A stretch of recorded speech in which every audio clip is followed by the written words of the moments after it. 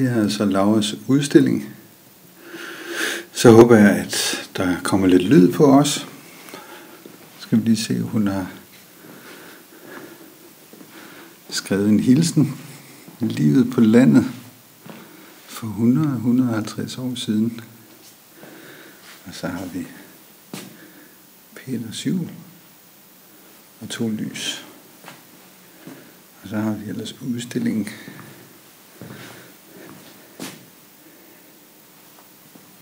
Vi kigger bare.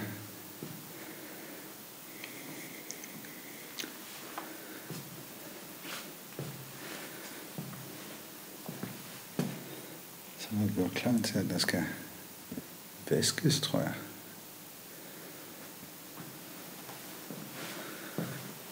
Og der skal præpareres noget uld, måske til at få strikket noget til en julegave, hvem ved.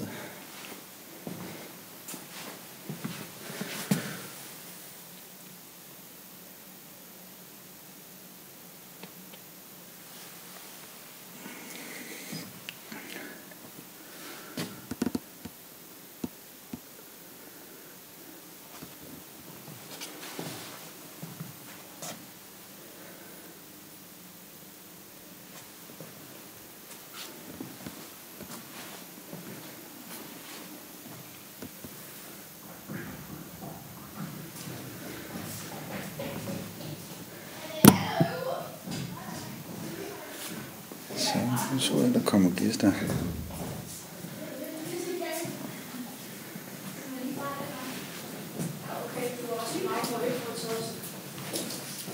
Så. Her er udstilling, og I må faktisk gerne lægge jeres større her. Det har jeg ikke været på. Nej, der er heller ikke så langt på.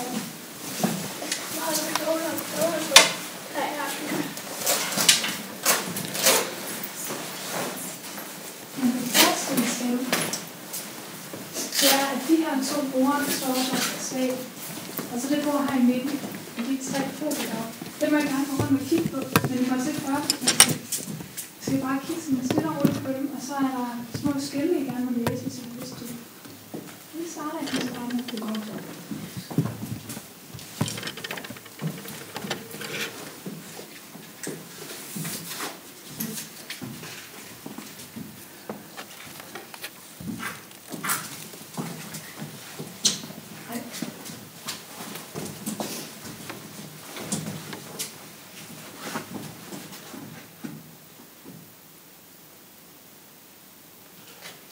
Der står, at det er typisk sektor for kvinder på landet, især i territoriet, tårklæd og tråd og en mand har kød. Og så falmerne der. Og jeg vil også have sådan en kyse. En kyse.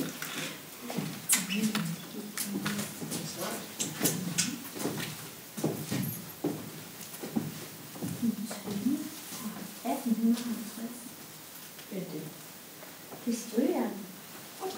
Ja, se strygeren. Det er en smart indstilling, som vi har i dag. Hvordan navnet og plantes der er forskellige slags. Så vi har 2 strygeren åbne, så er det en lille hulrum. Kan vi blive blødere? Eller bløde kun? Men hvad drejer den her? Og det gør også sådan, at man kan bruge den. Nu har tid på læst. Men nu skulle du varme i ovnen. Det er flot gang, det er bare. Den ser meget lige ud. Sådan en hugsten. Det er også i den blå farve. Det der gør, at det er gammel, det er det der. Okay, det kaldes marambi, og det er de der blå farve. Har I set mange ting? I har set kaffe? Også kaffekander til. Jo, mange af de der to, der er jo blevet derhjemme i det rejse. Ja.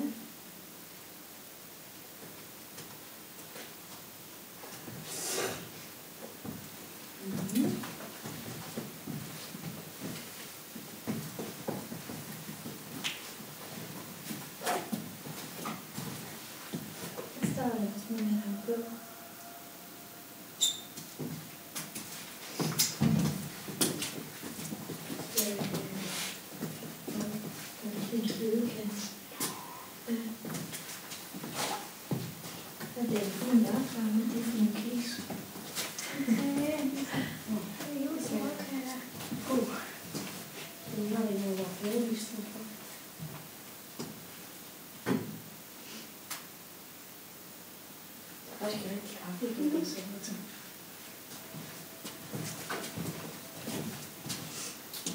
Det står her, hvordan man laver en knaldtår. Har I set det før, hvor man tager og hælder kaffen ned i underkoppen? Hvad er den så? Der har man supknald, og så trækker det på den måde, så får man en knaldtår. Det er hvis nu, der står, hvis kaffen er for varm.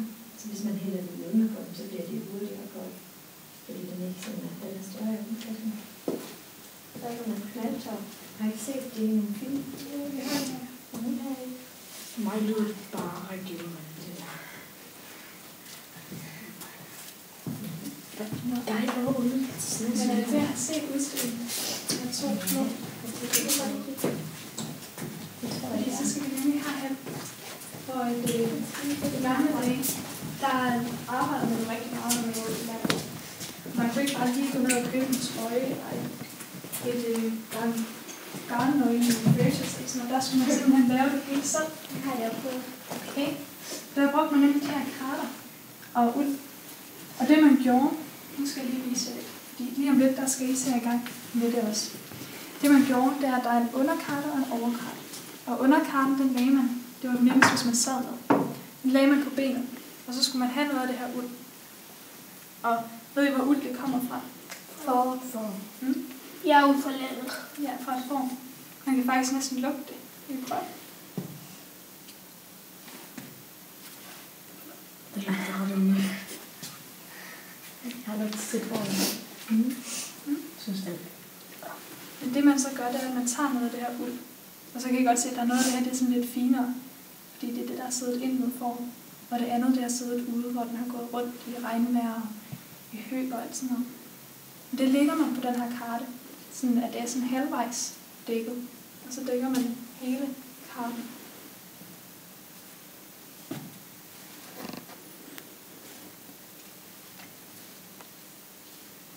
Sådan her. Og så begynder man faktisk bare at børste det her med den anden karte. Det er ligesom at børste hår, næsten.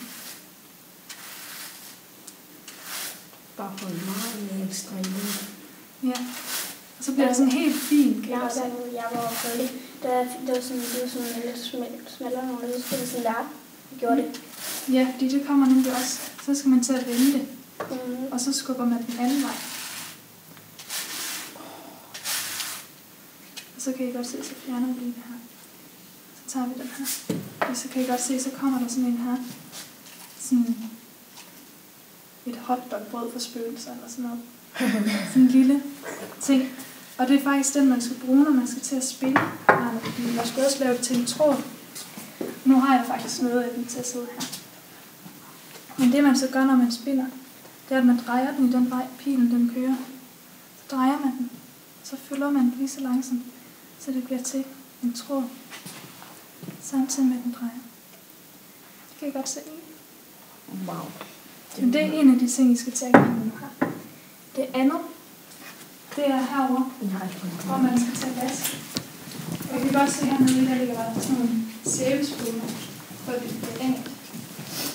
Og det man gjorde, det var, at man brugte her vaskebræt til at skrubbe, når der var pletter på tøjet, så skrubbede man lige lidt ekstra, så det blev rigtig rent. Men hvis nu Nicky og Christian I prøver det her med at vaske tøj, og pigerne I prøver det med at karte først, så bytter vi efterhånden. Fra det hjemme, når bliver der sværst. Ja, det er nok en god idé, så man er klar. Jeg har også noget, fordi jeg blev det, der står der selv. Når der stiger en selv, kan man sådan en der. Vi tager den her og putter den hernede i. Og så kan I godt se, at på den her, der er der en plet her. Og så er det faktisk bare med at prøve at få den af. Så det skal I hjælpes op. Eller det sniges op. Ja. Og så skrubbes. Og så er det ikke og så kan man vaske ud og hele det, der kommer også andre, der skal få det. Skal I se, om I får pletten af? Og så tog det der. Bare lige så lidt. Så kan man blive mere sæt.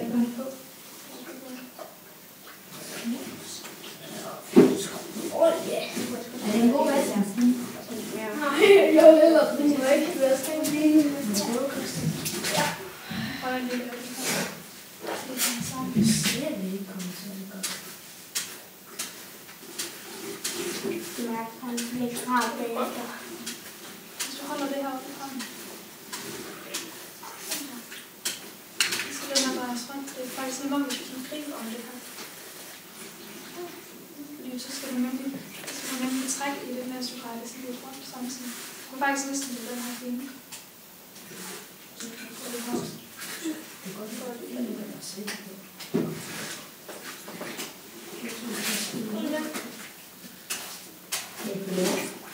Jeg tror ikke, at det er sådan. Så der er faktisk bare det her inde. Så slår du det her med, drejer den der hånd.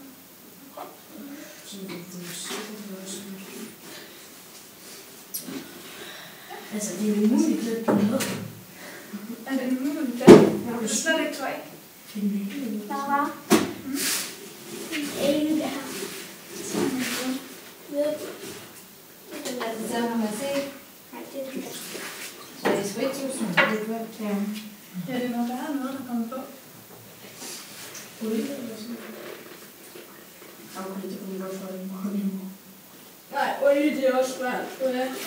Ja, min kasse fik det på sig. Det tror jeg kun ikke er så for det er det. Ja. Hvad? Så tager man den her, så det flytter ind i bladet. Og så vikler man det op og ned, så bliver det det samme. Der er en spidse.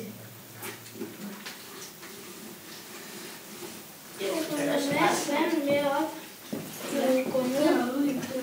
Prøv noget vand. Det var altså prøve at bytte, så det også kunne tage kaffe. Det her. Og vi ser. Jeg er glad for det. Jeg er glad for, at det er i gamle dage. Det er jeg også glad for.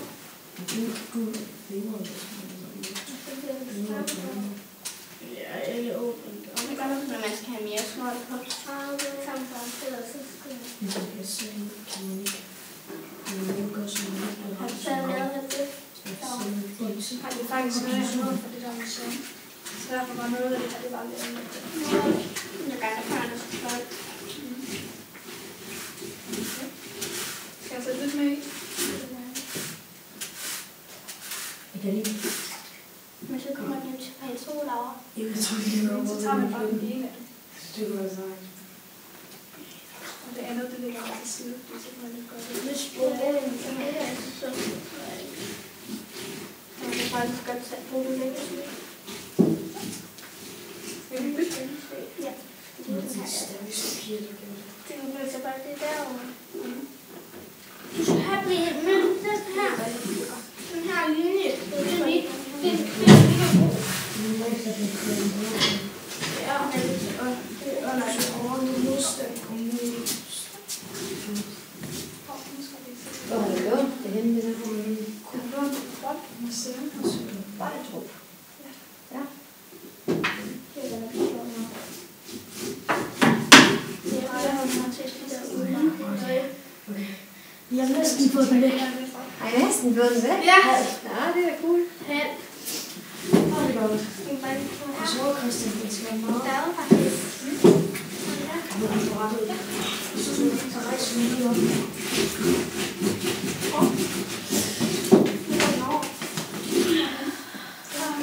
Må lige se, hvor flere den er, den kan derovre. Ja, der er sådan. Jeg har faktisk taget en mulighed for det. Hvad vi skal tage det nye her? Ender det, jeg ser. Det er lidt dårligt, men det er til skolen. Det er til skolen.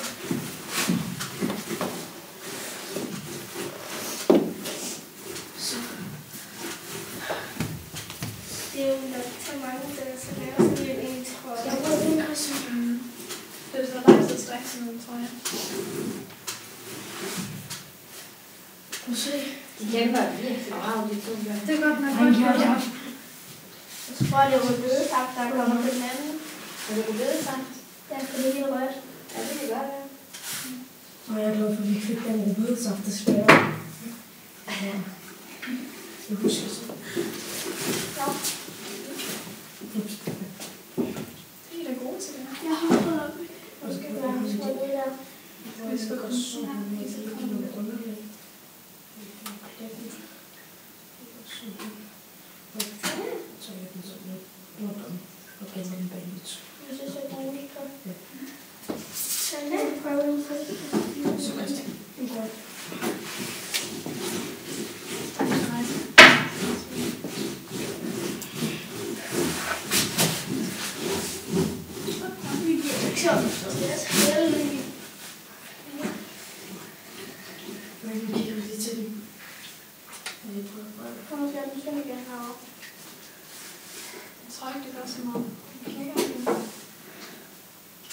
Jeg ved ikke, om det er også der er noget hul i det her. Det tror jeg ikke, de har. Det var der lidt i forvejen. Okay, godt. Der. Altså, men det. Men det kan også være, at jeg skal prøve at bygge den ringene. Så vi skal se, om Det er det, vi kan få den af. Nu føler jeg mig som en idiot. Hvorfor det? Den måde, vi sagde, at den var halvfærdig. Det var fordi, vi var vant til noget. Ej, den er næsten ikke i gang. den er kun Så jeg på. er bedre forstået, at flere blik blev mindre. Vi havde vasket den forkerte side. Så må jeg også se, om I har bedre held med det her. Ja, skal vi prøve at bytte ringe? Og så prøve at Så det er det her. Husk nu, det er den tydelige del af den, der er det rigtige. Vi stod og vaskede på ingenting. Det var lidt dumt. Jeg sætter lige den her i, så kan man se, det er spændende. Så det er jo så en finger i det, der skulle være. Så den skal sådan set bare drejes, og så trænger man sig lige lidt op i gangen. Ikke alt for meget. Den var lidt lignende. Det kan man godt. Jeg tror også, at den skal have. Så skrive op her. Så tager du noget af det her.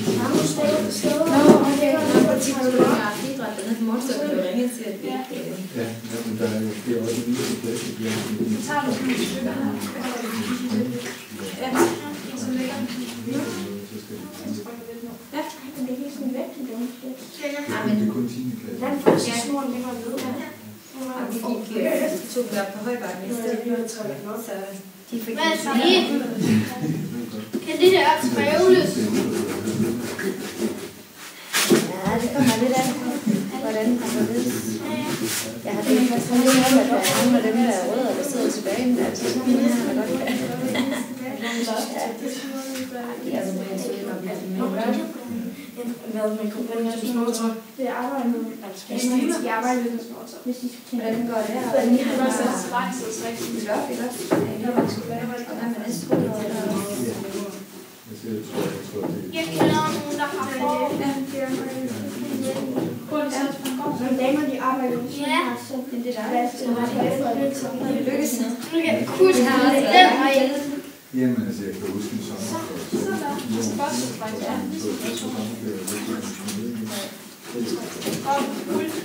Det har aldrig været så langt nede her, det er 4 år.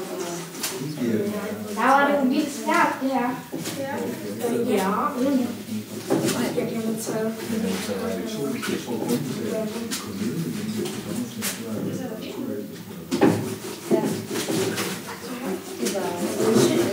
Ja. Det var Skal jeg så bare den anden vej nu? nu er det godt.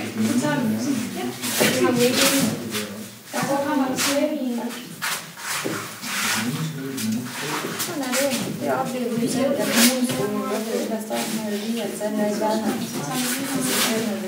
Så er der faktisk 2 timer til. Altså der er vi jo nede, vi havde 34 Der er rare. og det var sådan lige bare der små så er det Den bange, jeg vil ikke have. jeg gik på barsel, og der havde 34 elever, da jeg kom tilbage, der havde jeg 58. Det var sådan helt, hold da. Ja, nu er vi oppe på 113 år, vi står i den klasse, jeg søger mig til, og så mærke, at det godt gå i stykker. De små skoler, der er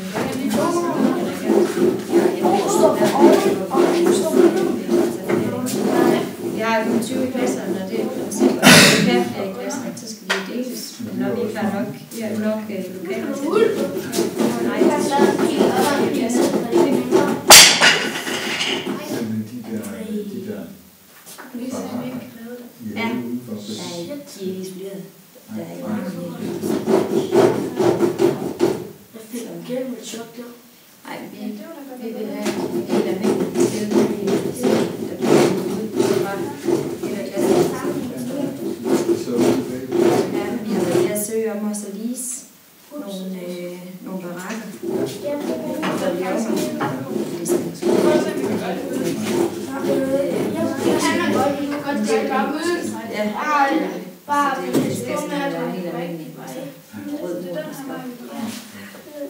Det har man huske. Det er dejligt, at man har prøvet lidt af hvert, både at det er ned og skrabe bunden, men også at der er sådan en I hvert fald for en halvvejs nu. Ja.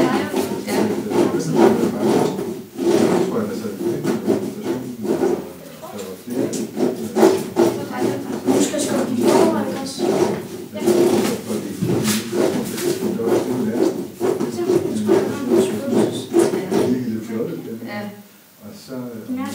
Hvad skal det også så? Det er faktisk bare noget.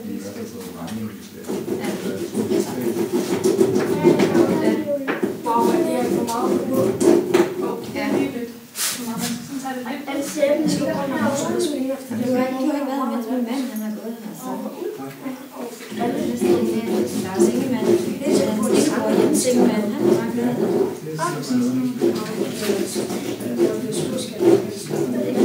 Han er udskilt.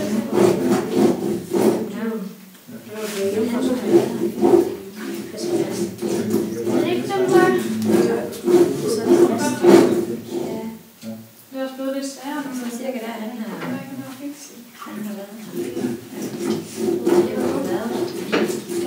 Det var i 94. Han er 5 år, så det var jo lige så. Ja. Jeg tror måske, det er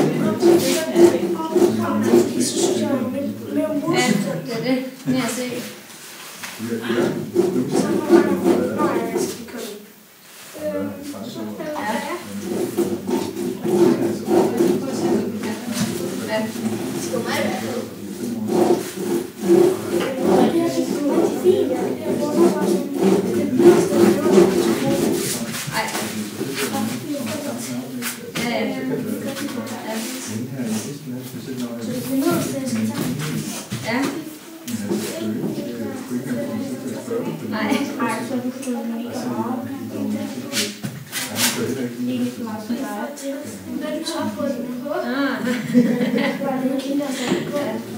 Det er sjovt, at nogen ikke bare...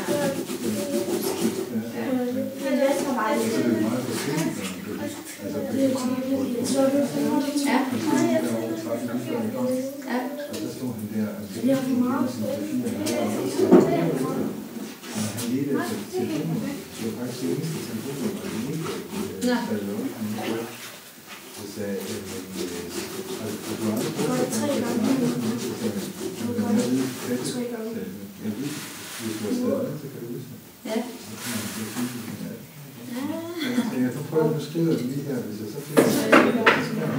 Jeg tror ikke, det var sådan. Så er den skrevet op, så åbner jeg det. Det var det. Ja. Det kunne jeg høre, at jeg kunne telefonen, når du har skrevet op på telefonen. Jeg kan huske noget mere. Jeg tog mig selv lige, når man bare skal se de der numre med i det. Så jeg kigger op flere gange, man kan huske de 6 tal. Det er som om, man virkelig, at man ikke kan huske det. Så at man ikke kan huske tal. Og dengang, der havde jeg alle telefonnummer på helt vildt overhovedet. Nu, der taler man også. Ja, og så bruger man lige nummer til at huske det andet. Ja. Det er hårdt. Er det hårdt? Er I ved at have til en strikketrøje, eller hvad? Nok i underbukser. Jeg tror faktisk, at jeg tror, vi er til at stoppe. Jeg ringer til ikke til. Det kan jeg høre, jeg skal sådan nogle gange. Hvis vi går ud og vasker hænder herude, så kan vi gå videre derud. Jeg kommer. Ja, Se, hvor meget der er spist i gamle dage.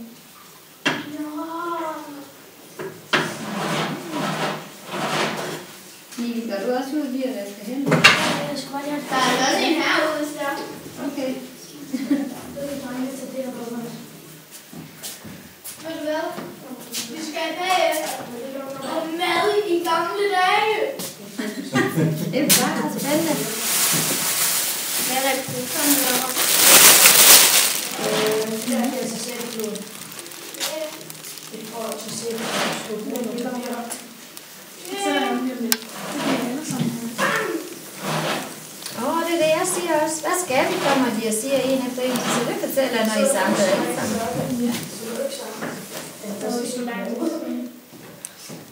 150 år siden. Vi er tilbage. Okay. Det første, vi faktisk skal kigge på, det er den her. Fordi det kaldes en smør. Ej, jeg skulle lige til at sige. Der er lavet med smør i gamle dage. Det er så helt med fløde hernede. Det har jeg set. Jeg har Så skulle man stå på Og så skulle man stå og kerne på det. Det har jeg. Og vi har prøvet det i dag. Vil I prøve? Ja, Man kan stå og kerne lidt. Ja, Det er nemlig lige noget lidt. Der vil være meget modstand. Man skal stå på det rigtig lang tid. Jeg har prøvet det. Jeg har prøvet at smøre et glas. Jeg vil rigtig gerne prøve det på et tidspunkt. Det er egentlig. Jeg har prøvet. Nu er det mig først. Skal nok gøre for det alle sammen, ikke også? Hey Christian, nu stod det der. Nej. Det er bare lige for at mærke. Faktisk så skulle man stå i rigtig lang tid. Det kunne være, at man skulle stå i 2 timer og gøre det. Og der vil være meget mere modstand. Jeg prøver Jeg synes, det er sådan noget glas. Og lige Det nu er meget hårdere. Hvad er det, jeg gør? okay, hvor er Christian? Ligesom har I prøvet at piske flødeskum. Så hvis man kommer til at piske det lidt for længe, så bliver det også til smør til sidst. Det er lidt det samme. Det har jeg prøvet svært, kan jeg huske en gang. Jeg kan ikke have noget og på, når den smagte lidt af smør. og man står rødt glas med nedad. Ja, det næste vi faktisk skal til nu, det var, at på landet, der drak man også kaffe. Og hvis man skulle have noget sødt til kaffen, man kan se, at der var der fine kaffebord herovre, så var det altså ikke altid, at man havde bagt kager, eller småkager, eller man havde heller ikke slikposer. Så det man gjorde, det var det, deres lærer fortalte om en knaldtov. Ej, kom jeg til at Nej, brage ind over dig. Det gør jeg Men ved det, det næste. det er altså lidt mindre avanceret. Det er, at man tager noget kaffe. Jeg går ikke lide kaffe. Men så tager man en sukkerknald, og så dypper man faktisk bare lige sukkerknalden heri. Og så smager man. Skal vi bare sutte? Jeg vil gerne prøve. Ej, jeg har aldrig smagt kaffe. Så ved du da ikke, om du kan lide det. Du sagde, at jeg kan ikke lide kaffe. Det var ikke god. Ja, vildt hurtigt. Og shit. Det er bare fint. Og jeg skal spise sukkerknalden, hvis det vil. Det er da nok heller ikke kaffe, de ikke gør. Jeg synes, det skal være kaffe. Der er ikke meget sukker i. Jeg glemte at få noget sukker med, så jeg kunne kun smage kaffe. Det var ikke særlig godt. Nej. Men det var noget, man gjorde på den tid. Hvis man skulle have noget sødt. Og så skulle man både bare spise hele sukkerknalden uden at sutte på den. Ja. Og det var faktisk også kun de fornemmeste hjem, hvor man havde sukker. Fordi det var lidt svært at skaffe på den tid. Men er der nogen af jer, der kan gætte, hvad det her er? Den her træk. Nej, Der er ikke nogen, der har en penge? Der var noget i. Jo, der er noget heri. Der skal være noget heri. Men hvad tror jeg, den blev brugt til? Ja, det var sådan noget. Nej, ikke helt. Det var en madkasse. Så der, når man går ud og arbejder i marken, så tog man sådan en madkasse med og havde sin madpakke deri. må man prøve luften, så man kan. Den er faktisk ret let. Ja, det er den. Det er godt nok ikke min mad. What the? Min kan godt nok ikke magt også madkasse. Så de så noget i gamle dage, så var med dem på. Ja, men det var faktisk ikke altid, at man fik spilleråbrød med, men det var ikke altid, at man havde pålæg og spejepølse og ost og alt sådan noget. Så nogle gange så fik man det, der hedder fedtemader. Men det har jeg smagt godt. Så er det ikke godt. Men det er faktisk noget, der vi skal prøve at smage. Og hvis man var rigtig heldig, så fik man også en sukkermad. Men vi prøver først fedtemad. Og det man Sukkermaden, det er jo bedre. det lyder lidt bedre. Må jeg godt lige smide den her ud? Det må du gøre. Det man gjorde, det var, at man tog noget af det her fedt og smurt på.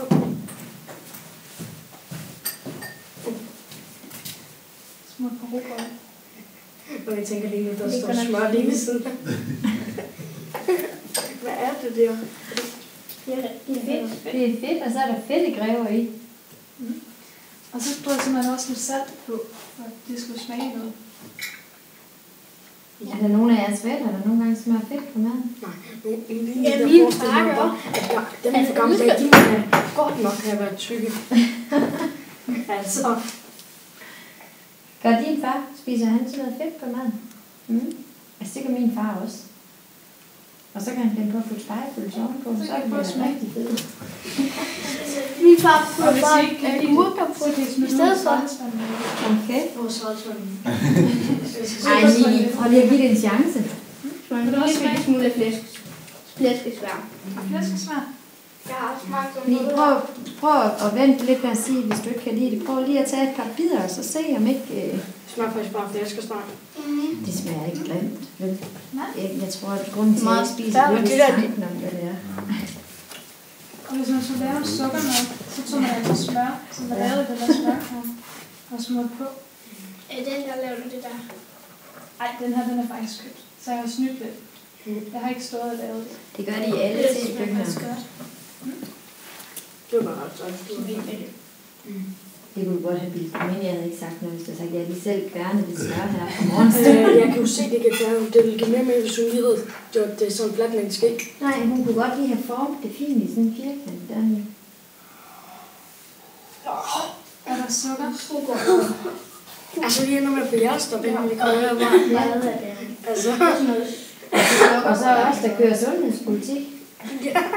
Altså, Og siger til, at jeg skal have sådan en madpakke. madpakke, hvis det ikke var, hvis det var svært at skaffe sukker. Nej, så det var ikke så tit, man fik det med. Det var også nogle gange om eftermiddagen, hvis man lige skulle have. nej, det er sygt det her. Altså, Sygt meget det giver mening, at Ej, det er sukker. sukker. det giver mere mening, at de fik hjertestop dengang nu. Du putter lige det hele ind. Du er ikke sådan bange for det, noget du ikke kan lide, vel? Nej. Nej. Det smager lidt sødere. Og det, jeg synes, at det andet Bare smager bedre. Smager det Man andet kunne jo bedre? ikke få Nutella dengang. Nej. Det kunne man teknisk sige, at det var bare chokolade. Nå, det var dyrt dengang. Men det var ikke altid, at man om aftenen, så spiser man ikke kun fedtemad og sukkermad. Der spiser man jo også rigtig mad. Og noget af det, man gjorde på landet, det var, at man faktisk spiste grød. Alt muligt grød. Byggrød og havregrød og ja, alt muligt grød spiste man, inden man spiste sit normale måltid, altså kød og grøntsager, kartofler og sådan noget. Fordi det lagde ligesom sådan en bund, og så var man ikke så sulten. Så sparede man lidt på maden på den måde. Og den fornemmeste grød, det var faktisk risengrød. Og det er også det, vi siger, at man giver til nissen. Og faktisk så troede man på landet på den her tid, at der var en nisse på hver gård. Og den her nisse, den bestemte, hvordan det gik på gården. Hvis den her nisse, den var tilfreds, så gik det godt på gården. Og så kunne det ske, at nissen den hjalp til. Så kunne det være, at den hældte vand til vasketøjet, eller at den fodrede dyrene eller sådan noget. Men hvis den her nisse, den var utilfreds, så skete der ulykker. Og så gik det rigtig dårligt på gården. Så derfor så stikker man tit grød ud til nissen. Og det gjorde man faktisk hele året rundt, men især op til jul. Og hvordan tror jeg måske sådan en nisse, den så ud? Har I en idé på det? Den er grøn og grøn, der er hvidt tøj på. Ja. Hvad selv? Grøn og hvid tøj. Hørte du ikke, hvad vi snakkede om i sidste uge? Det var 3. klasseren, var ikke? Det var ikke, men du var det. Hvor farve nisserne, de var førhen, og hvorfor der er de blevet røde?